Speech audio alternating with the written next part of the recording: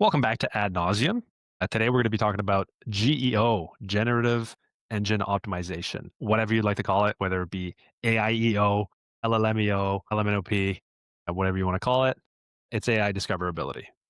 I always say I dress like a farmer, but I don't want to sound like a farmer, so I do not say AIEO.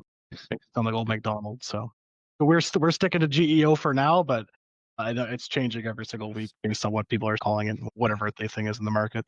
Yeah, we're planting the flag. We're going with GEO, but it'll change tomorrow, I'm sure. Right on. So we've been working on GEO for, I would say, a couple months now, and we've known it's been coming because of the vast wave of AI just kind of hitting the market as a whole, the amount of platforms in AI as well. And everyone's always asking, how do I rank on ChatGPT? How do I rank on all these platforms? ChatGPT is still the primary, I would say, for most people, but everything else is still making big swings, and there's always more coming on the way as well. Yeah, you're really seeing other platforms starting to, find their strengths. At this point, I'm using multiple LLMs, multiple AI tools that some have more strengths in certain things than others. So it's nice to diversify. But we're obviously going to be talking a lot about ChatGPT because that's the one I use the most, and I'm sure a lot of people are doing that too. Yeah, I think ChatGPT is a lot of people's first AI, and they probably haven't shifted off of it. It's the one they're most used to as well. Obviously, as people start using Google and everything else like that, like Google is creating AI mode when you search for stuff on Google directly now, it shows an AI overview. So AI is kind of just coming to the fray and showing itself in more places than it has in the last X amount of years, but it's coming way more prominent in every single day-to-day use. So getting ahead of it now is kind of what we're seeing, what we're planning for our clients and ourselves.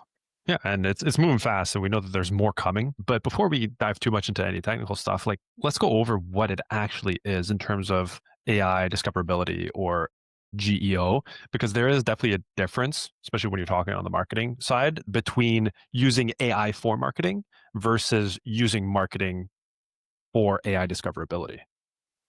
Yeah, exactly. I think it makes sense to kind of draw the line in the sand and just know what's what. There's a lot of people that are doing AI marketing, which is essentially just using AI to help with their marketing, helping write blog posts, helping optimize website content, all that stuff. What we're talking about primarily is ranking on AI platforms itself. So GEO is engine optimization, just like SEO is search engine optimization. We're trying to rank when they are doing suggestive content and when they're trying to use the link to then link back to the recommended person or the suggested content expert, which a lot of these models are using other people's websites, a lot of other people's data to like then feed answers for itself.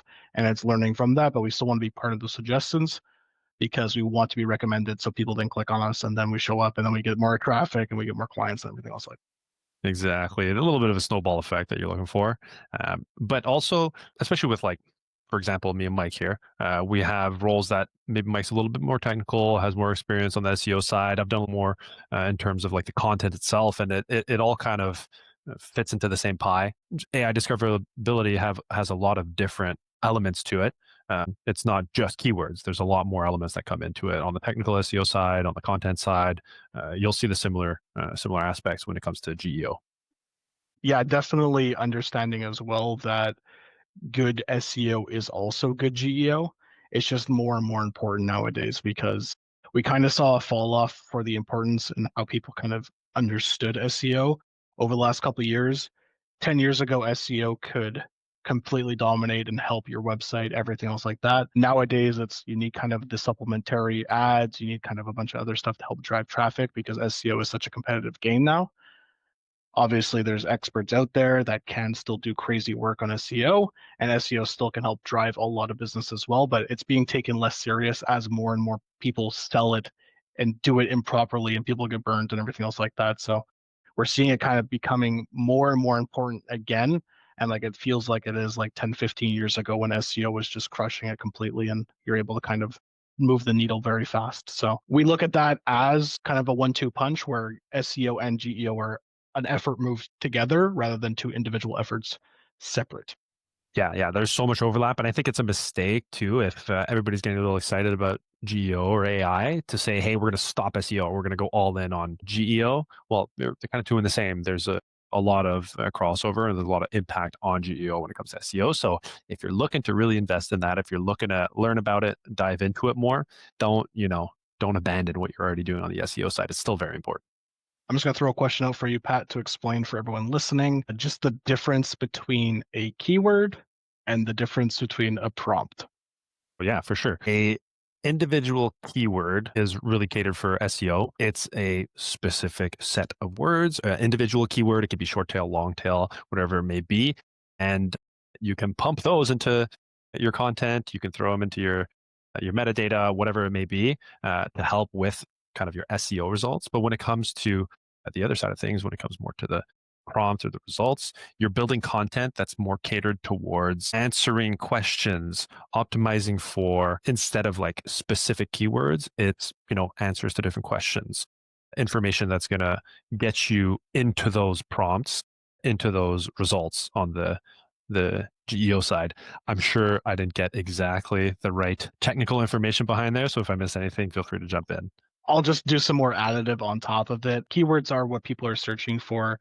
I am looking for a plumber. I am looking for XYZ services.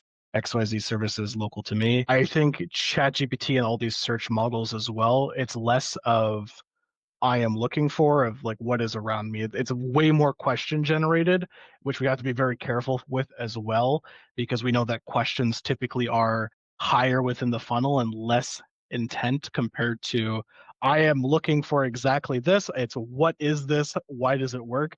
So it's a lot more informational. I would still kind of consider it keywords as well, the prompts, but they are what their people are searching for in the models themselves. So anytime someone searches for something in it, it's considered a prompt, whereas a keyword is what they're searching for on a search engine. So they're essentially the same thing, just for different platforms. Yeah. And I think even the way that I use AI versus, let's say, search now, um, I'll pump in a keyword into Google and I expect a result or I expect, a link to a page. When I'm on ChatGPT, I don't just write a keyword expecting to see results. I'm prompting it a question. I want it to teach me something. I'm looking to learn. I'm looking to get something out of it. So there is quite a difference. And you kind of have to take that into consideration when optimizing towards those platforms. Also, and like we look at that again, like the same way as when we're getting keyword lists for SEO, it's well, now how can we show up for questions that are related to these keywords on the prompt models as well? When we're writing blog posts, when we're writing page site, just content in general, how can we show up for these questions? And I think we talked about this on the last episode as well, Pat, but doing content like this where we're saying specifically keywords within these kind of podcast content styles where we're just repeating keywords, saying questions, giving answers, where then if we transcribe this whole thing and put it online, now we have a QA for all of the stuff that we're talking about. And it's a lot faster to do this than to write everything down as well. And if you are the subject matter expert and you have been doing this for a long time, it's a lot easier to just jump on a podcast just like this to kind of get that content out there. Exactly. And then you can transform into whatever type of content you'd like. And then I think one thing that's important to think about is how does AI find this information differently than SEO? How does it actually determine, okay, where do I find this information and what type of information am I looking for? Yeah, most of the models are learning in general, so they're pulling data from when it's like recorded history and everything else that it currently has, and it is just learning on a daily basis, which it has massive kind of databases as a whole. But then it's also finding information and going out and finding what it needs to find. So if you are asking like, hey, who the heck is Manticore? It might not have that in its database, so it will go out and find that by search engine or either by its database as well. We know that a couple different platforms use a couple different models. Gemini, Google's AI, obviously uses Google as a primary. ChatGPT has been known to use Bing. It also uses, I think it's Azure is the proper thing that uses Bing. So it's at the end of the day using Bing or Edge as its search. And then Grok, we've seen it tie directly into X. Obviously, it's an X AI, but we know that it uses X as well for search engine, uses it to pull information from.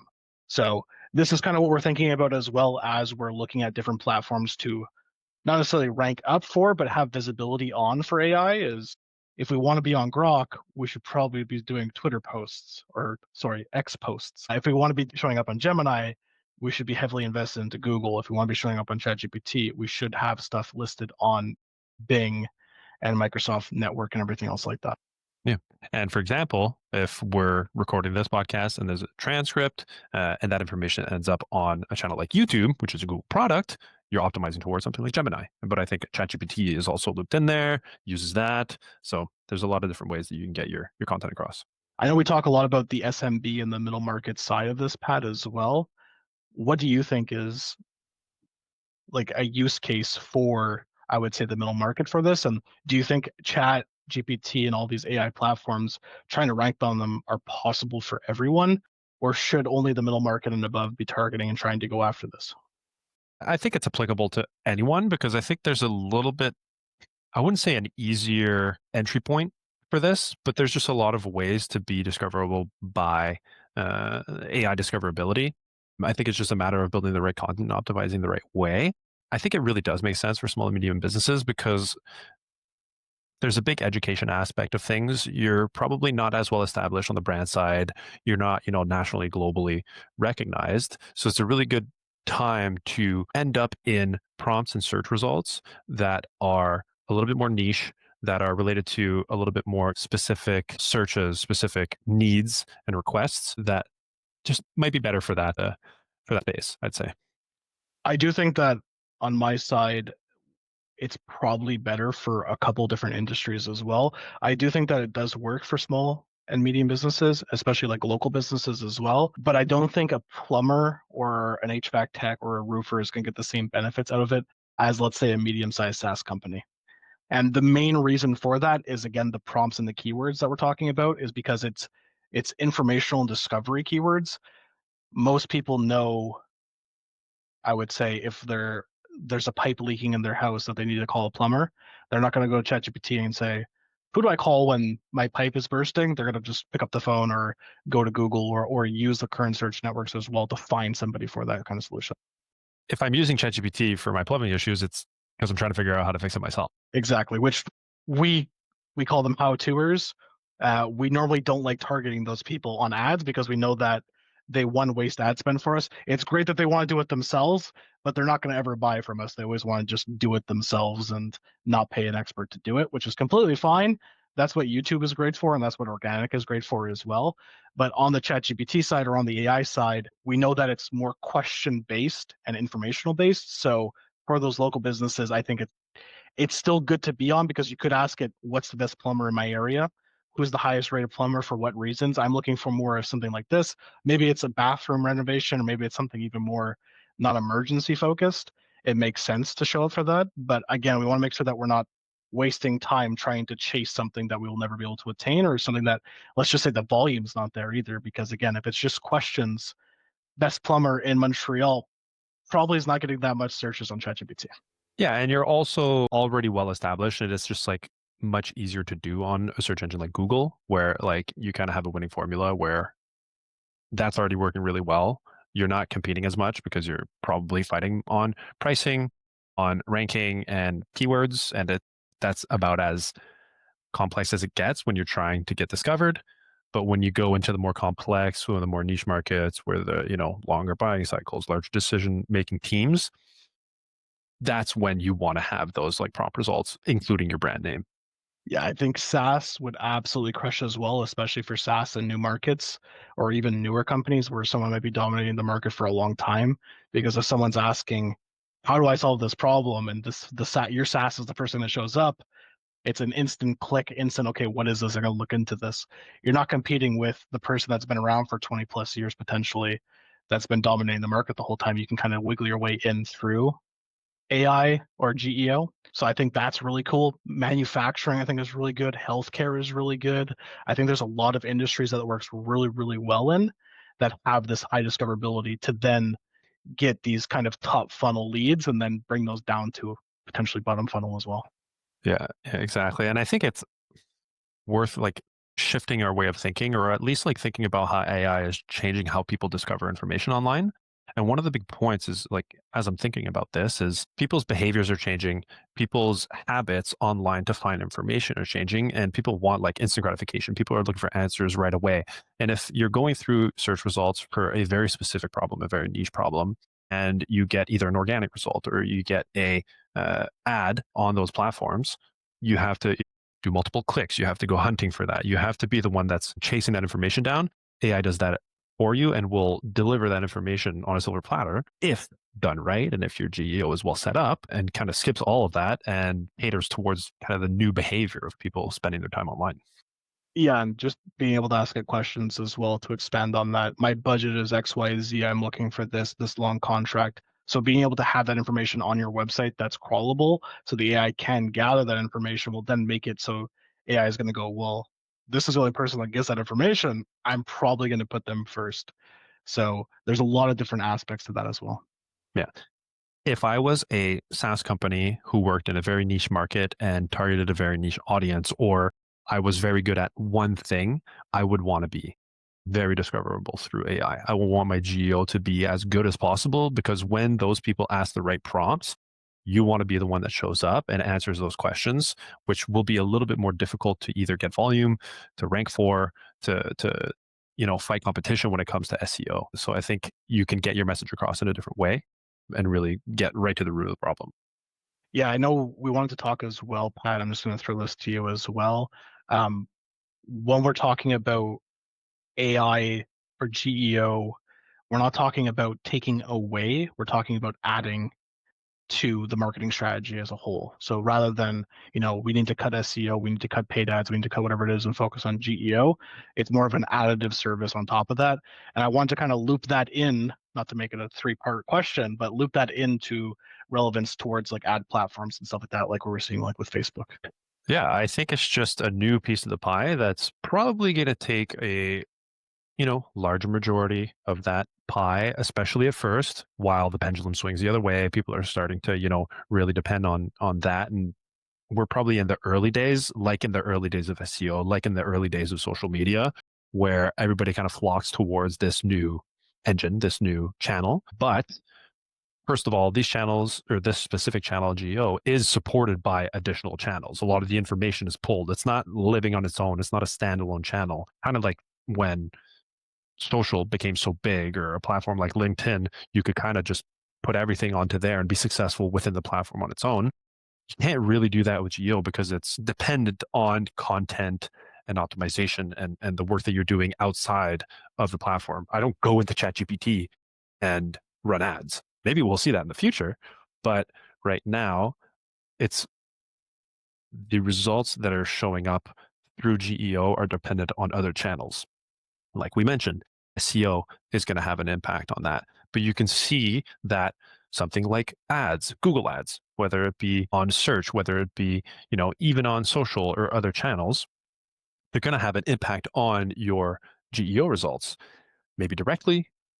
Maybe the world of ads or these channels are going to change over time. Google is going to start really running ads on Gemini or on whatever that may be, or indirectly.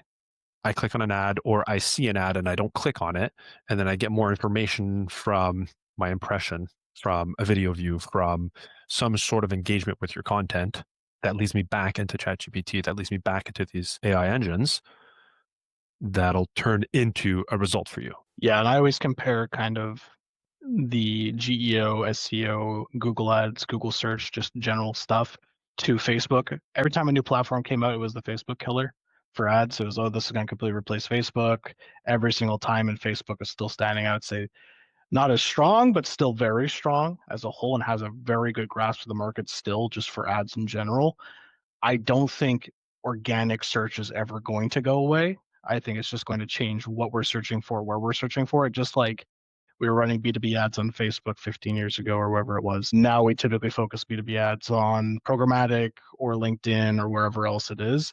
We're just changing where we're doing it. We're not changing necessarily if we're running on it. We're probably running on it, yes, still, but just for specific things and having more use cases for that specific thing as well. I think one of the things to take into consideration when you're working on specific channels is how can I make this ad content SEO discoverable through AI.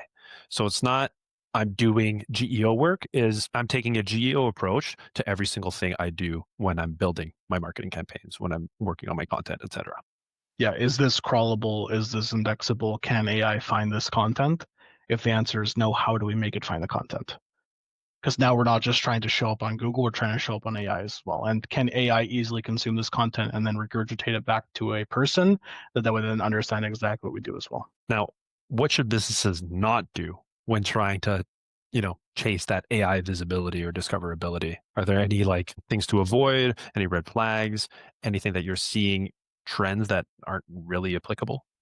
Yeah, I think just focusing all your effort on GEO is going to be the hardest thing. Again, we're always going to go back to good SEO is good GEO. It's just then understanding that keywords now equal questions for GEO and keywords now equal prompts. So always the main thing I'm going to ask is, how are we tracking this? So how are we going to get the information? How are we going to know it's successful? Just having, okay, this came from ChatGPT, this came from Gemini, wherever it is, we're already seeing a lot of sources come from those platforms on Google Analytics, on everything else. But being able to understand how many times did we show up for this prompt is super important. And there's a lot of platforms out there that are coming up now that can do that and track how often your prompts are showing up. So that is a very big key to all of this. And big shout out to Brandy as well. And we've also used SEMrush AI as well. There's a lot of other tools out there as well. I would encourage everyone to find the best tool that works best for them. But having a way to track specifically how we're showing up, when we're showing up, why we're showing up is super important and compared to other people that are within the same industry as you as well. Now, these tools are typically a lot more expensive than just regular SEO tools because again, it's a very new thing. So again, if it's a local business that has $1,000 ad budget, has $1,000 marketing budget per month, paying $400 or $500 a month for an AI tool doesn't make sense. Now we can still track on the Google Analytics side how stuff is coming through. We can still track that, which is good. And we can then have, how much are we getting? That's still okay. That's not a bad thing to have. And then once we see potentially a couple leads close from AI, now maybe it's time for us to invest into the tracking tool after that. Now, what not to do? I think feeding AI is always a bad thing in general. That's why we're doing this, Pat, is because, again, we don't want to just feed back AI content to an AI system. I know that there's been a bunch of backlash and like pretty much I would say blackmail from Google as well, where they're saying like we're not going to show AI content. It hasn't really happened. AI content still ranking, but there's going to be an Armageddon in a sense or a rapture where it's essentially just going to be like one day all AI content's not going to rank, or very gradual. It could be like that as well. But I do think that it's if you feed AI, it's going to know, and then it's eventually not going to want to show its own content. Yeah. And just like the start of like how we built up this AI, you know, brain or network or whatever you want to call it, information hub, it didn't come from procedurally generated content. It came from us. It came from the content that we built. So as you're continuing to build that, as you're continuing to want to rank or want to show up for these prompts, build trustworthy content, original content, subject matter expertise, things that are actually going to be valuable and informational and educational, not just slop. I think something else that is super important that a lot of people are taking into account is date of posting and like understanding that AI can see everything. So AI is not just like reading your blog and going, okay, yeah, this is a blog. They're taking exact face value and they're reading all the back end of it as well. So if the back end says it was posted in 2005 for whatever reason, and then there's 30 other blog posts that are 2025, it's probably most likely going to take the more relevant data. So understanding that reposting some stuff potentially can also help, but then also re-elevating stuff, new 2025 list, having kind of these words within the content that you're doing, where it's showing that the AI system, hey, this is new content, hey, this is fresh, hey, this is still relevant. I think another thing to avoid is putting all your eggs in one basket. You want AI to be pulling from multiple different sources, multiple different types of content. It keeps coming back to content, but you want to diversify. You want to have multiple sources of truth going back to this prompt result. Yeah, and right now ChatGPT is by far, I think, one of the most used models, just in general. But understanding as well that if we're doing SEO, are we looking at Bing now that Bing is tied to ChatGPT? If we're doing Gemini, are we looking at Google? Most people are yes. If we're doing Grok, are we looking at X? We have to make sure that we're not just focusing on one specific platform as well. We're not in a war of AI right now, but there's definitely a lot of people using a lot of different things. I'm seeing a lot of people shift from ChatGPT to Claude. I'm seeing a lot of people shift from ChatGPT to Gemini. There's a lot of people moving around what they're using for their AI tools because AI or ChatGPT was the first kind of like Yep. mainstream AI model, and now it's kind of like different flavors. People are finding what they like more. I also think take into consideration the fact that a lot of B2B needs to think about this. A lot of businesses trying to cater to other businesses. The businesses that you're targeting are potentially using a specific model related to their suite. So if I'm using a, Microsoft suite, Copilot is likely the AI that I'm going to be using in my entire business. I'm a Copilot user. I'm using that. I'll probably go home and continue to use Copilot. So ChatGPT might not be as relevant when it comes to larger enterprises, to businesses that are running these types of LLMs. Yeah, and understanding as well, like if ChatGPT is using Bing as a primary, we know that government workers typically can't download anything on their computers, which means they can't download Google Chrome. So, which means they typically use Edge. And as Edge has more, it's directly tied into Microsoft. So we know that that will probably be a ChatGPT model, or that will probably be along the lines of that. So, if you're searching for something in Edge, more likely going to show up on this model. So as we kind of have these different industries and have these different use cases, just understanding, like Pat is saying, where your audience is and what platform they could be using. And there might be different reasons for different industries to use different AI, but just understanding which ones your industries are on. And, even if they're talking about it, hey, we built this ChatGPT bot, whatever it is, this is what we use. Great, we know which one they're on. So just understanding where your audience is, I think marketing in general, you should know that, but I think for this specifically as well is going to be super helpful in the future. Yeah. And to close things off, I think the most important thing is there's a big wave right now for GEO for AI. This is like an early term. There, I don't even think there's a coined term for this yet. We're just going with GEO. So we're in the early days.